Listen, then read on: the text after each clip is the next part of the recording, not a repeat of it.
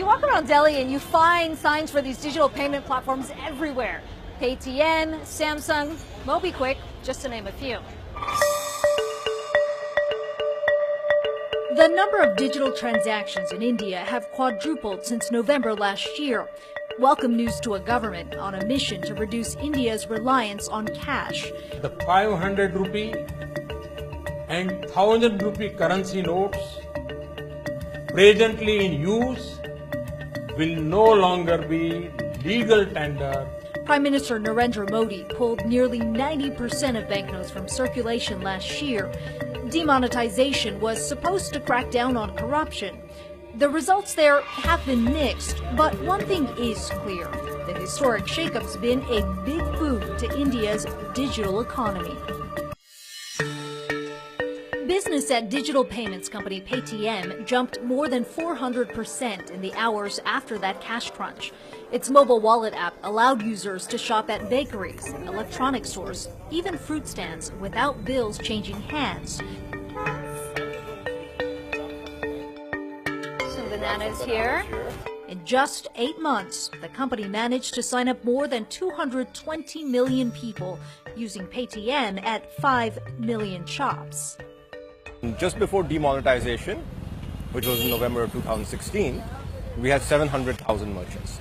Post demonetization, we upped it, and then we started signing up to 40 to 50,000 merchants every day. 40 to 50,000? 1,000 merchants every day. That surge in growth helped PayTN go beyond the digital payment space. It's expanded its e-commerce business. It's offering loans and banking. So we go in here and we say enter amount. You can even buy gold through PayTN's digital gold service, which allows users to buy and sell the precious metal and store them digitally in a government-certified vault. The company sold 50 kilograms of gold in its first month, making PayTN India's largest jeweler. Everyone in India saves using gold. If they save using gold. So we want to offer digital gold as that product which is available to everyone, that everybody understands. Big-name investors have already come calling. Alibaba and SoftBank invested more than $2 billion combined, making PayTN one of only a handful of Indian tech unicorns. But PayTN faces new competition from traditional banks who've developed their own digital payments platform. India also has a national ID system called Aadhaar that registers people using biometrics.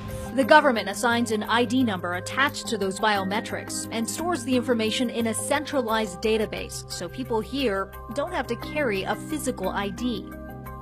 So if you want to buy a SIM card, basically you take it here, the smartphone scans the barcode, put your thumbprint on this machine, and it's done.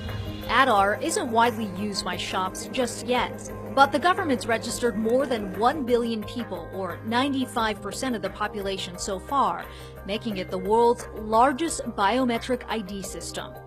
So can this push to go digital actually lead to a cashless India?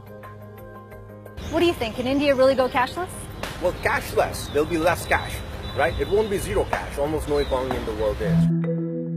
In fact, a lot of the cash is already returned to the system, and the central bank in India is planning to issue new, lower-denominated bills. That doesn't mean the government's backing off of those cashless dreams. It's set out to process 25 billion digital transactions this year, part of a larger goal to transform India into a $1 trillion digital economy by 2022.